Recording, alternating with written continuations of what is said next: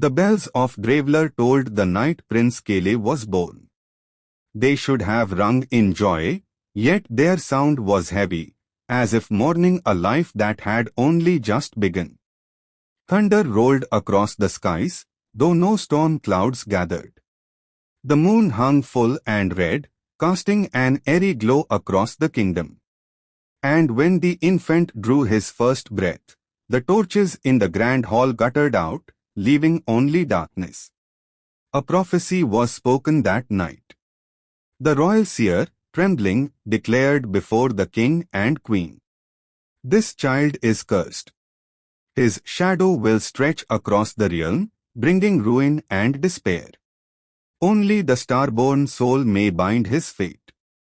Without her, Draveler will burn." Gasps echoed through the court. The queen wept as she clutched her newborn. The king's jaw hardened, for his heir, his legacy, had been marked by doom. And so Kaelen grew, not as a prince adored, but as a curse endured. As a child, he was surrounded by whispers. Servants bowed low, but their eyes held fear. Children in the courtyards dared not play with him, as though touching him would summon death. When Kaelen was 10, his temper flared and shattered every glass goblet in the dining hall without lifting a finger. At 12, when angered, shadows crawled along the walls, whispering his name.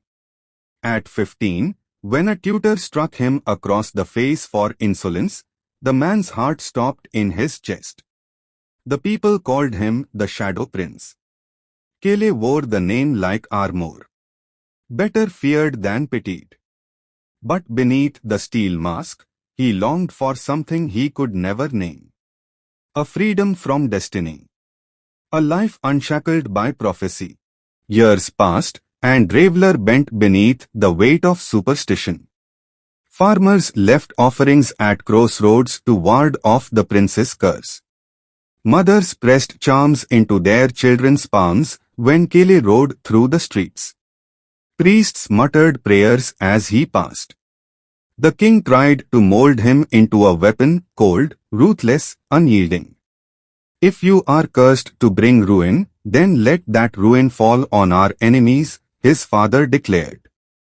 But Kaelen's mother, gentle and sorrowful, would brush her hand across his cheek and whisper, "The prophecy is not chains, my son. It is a path. And every path has more than one ending." Her words haunted him more than the prophecy itself. On his 19th year, Kaelen could bear the palace no longer. He cloaked himself in plain garb and slipped into the streets of the capital. For the first time, he walked not as a prince, but as a man among men. The city was alive in a way the palace never was, vendors shouting, children laughing, music drifting from taverns. Here, he was not the cursed prince. Here, he was no one. It was there, in the crowded marketplace, that he first saw her. A girl standing before a cart of books, her dark hair catching the sun, her eyes brighter than stars. She argued with the bookseller over the price of a tattered tome, her voice clear and sharp. There was something about her, something that pulled at him like a tide. Kaelen should have walked away. Instead, he lingered. "You haggle fiercely," he said, stepping closer. She turned, brows lifting. "And you stare rudely." For a moment, he forgot to breathe. No one spoke to him like that. "Forgive me," he said, forcing a crooked smile. "I only meant that the book must be worth every coin, if you fight for it so." Her gaze flicked over him, unimpressed. "Knowledge is worth more than crowns. But men with fine boots seldom understand that." He glanced down, realizing his mistake. Even in disguise, his boots were of supple leather, stitched with care. Not the footwear of a commoner. She caught the truth in his silence and smirked. "Not from around here, are you?" Kaelen tilted his head, intrigued. Would you believe me if I said I was cursed? Most would have gasped, crossed themselves, or fled at those words. But this girl only laughed, a sound that warmed him in a way he did not understand. Then perhaps we share something, she said, pulling back her sleeve. On her wrist, faint but unmistakable, was a birthmark shaped like a star. Kaelen's chest tightened. The prophecy. The starborn soul. He stared, but before he could speak, the bells tolled again, shattering the moment. And in the distance, thunder growled. That night, Kaelen lay awake in his chambers, staring at the ceiling. The image of the girl burned in his mind, the defiance in her voice, the star on her skin. Her name, he had learned, was Lyra. A village girl who loved books more than gold. But in her, Kaelen saw both hope and doom. If she truly was the starborn, she could be the key to breaking his curse. Or she could be the flame that finally set Draveler ablaze. The next day, Kaelen found himself wandering back to the marketplace. He told himself it was curiosity, nothing more. But in truth, he was restless, his thoughts consumed by the girl with the star-marked wrist. He spotted her easily. Lyra stood near the fountain, a satchel of books at her side, reading while the world bustled around her. Her brow furrowed in concentration, lips moving faintly with the words she traced with her finger. She was so absorbed that she didn't notice when a group of street boys crept closer, snatching at her bag. Kaelen was beside her before he had time to think. He caught the boy's wrist in an iron grip. Return it. The boy froze, his eyes widening. There was something in Kaelen's voice, something dark and commanding. The boy dropped the bag and fled, his companions scattering with him. Lyra looked up, startled. Recognition lit her eyes. You again. Kaelen inclined his head. You are welcome. I could have handled it, she said, but her tone was not unkind. She bent to pick up her satchel, brushing dust from the leather. What are you doing here? Men with boots like yours don't usually linger among thieves and peddlers. He hesitated, then offered, perhaps I came to see you.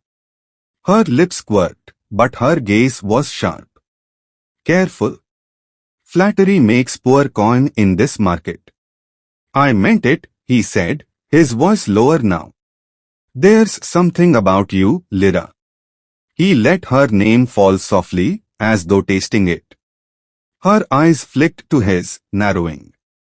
I never told you my name. Kaelen stilled. He had overheard it from the bookseller yesterday, but he realized too late how it sounded. I heard someone call you, he said quickly, though it felt like a flimsy shield. Lyra studied him for a long moment, then shrugged. Very well. But I'll be watching you, stranger. They walked together through the market, their conversation a strange dance. Lyra was quick-witted, unafraid to challenge him, unafraid of his silences. Where others recoiled from Kaelen's intensity, she met it head-on. At one point, their hands brushed as they both reached for a book lying on a merchant's table. The world shifted. The air around them thickened, shimmering like heat over stone.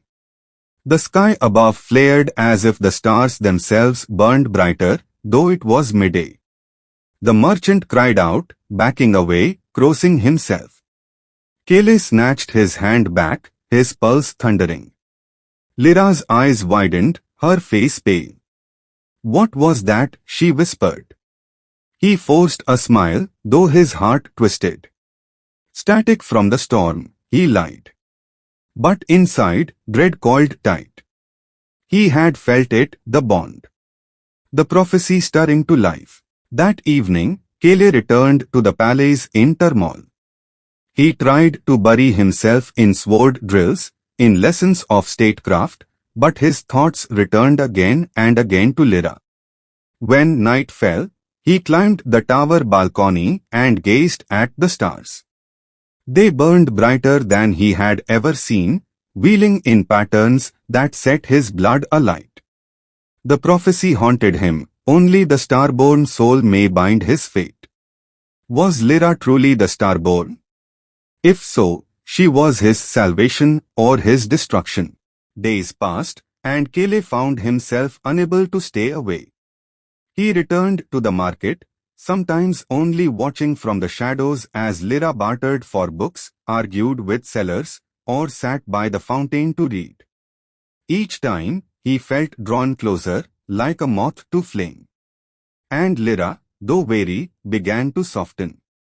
She laughed at his clumsy attempts to disguise his noble speech, teased him about his polished boots, and listened intently when he spoke of histories and legends. For the first time in his life, Kaelen felt seen, not as a prince, not as a curse, but as a man. But fate has no patience for peace. One night, Kaelen followed Lyra to her village beyond the city walls. It was small, humble clusters of cottages ringed with wheat fields, the smell of bread in the air. Lyra's mother welcomed him with kind eyes, offering bread and broth. For a fleeting moment, Kaelen allowed himself to imagine a different life. A life where he was not a prince, not cursed, but simply a man who loved a girl with starlight on her skin. The illusion shattered with the first scream. Torches flared at the edge of the village. Dark-cloaked men poured from the trees, blades drawn, their faces hidden by iron masks. They struck without mercy, cutting down farmers, burning homes. Lyra's mother cried out, shoving her daughter toward Kaelen. "Run!" Kaelen's hand went to his sword. Shadows coiled around him like smoke, answering his fury. His eyes blazed as he cut through the attackers, his strikes too fast, too brutal, too unnatural. The masked men faltered, whispering, "The cursed prince." Lyra stared at him, horror and awe mingling in her gaze. But there was no time for questions. Kaelen grabbed her hand. "Come with me." They fled into the forest as her village burned, the assassins in pursuit. Behind them, the night sky flared with unnatural light, stars burning brighter than fire. And in the distance, the masked leader hissed to his men, "Find the girl. The starborn must not live." The forest swallowed them whole. Branches clawed at their clothes as Kaelen dragged Lyra deeper into the night, the clash of steel and the screams of burning villagers fading behind them. Her breath came ragged, her hand trembling in his grip, yet she kept pace with him. Only when the last torchlight had vanished did Kaelen slow. He pressed her against the trunk of an ancient oak, his chest heaving. "Are you hurt?" Lyra shook her head, though her face was pale, her eyes wide. "Those men, why were they after me? Why did they call you cursed?" Kaelen turned away, shadows writhing faintly at the edges of his vision. He had hidden his secret from her as long as he could, but the fire had burned it all away. "Because it is true." He faced her, voice low, heavy with shame. "I am Kaelen of Draveler, the crown prince. The cursed child of prophecy." Her lips parted, the truth striking her silent. She searched his face for denial, for jest, but found only the hard lines of sorrow. "The prophecy says I will bring ruin to the realm," he continued. "But it also says that my fate may be bound by one born under the stars." His gaze flicked to her wrist, where the faint mark glimmered even in shadow. "You, Lyra." She jerked back, clutching her arm to her chest. "Me? That's absurd. I'm no one." Just a girl who likes books. You are more than that, Kaelen said fiercely. When we touched, the stars themselves burned brighter.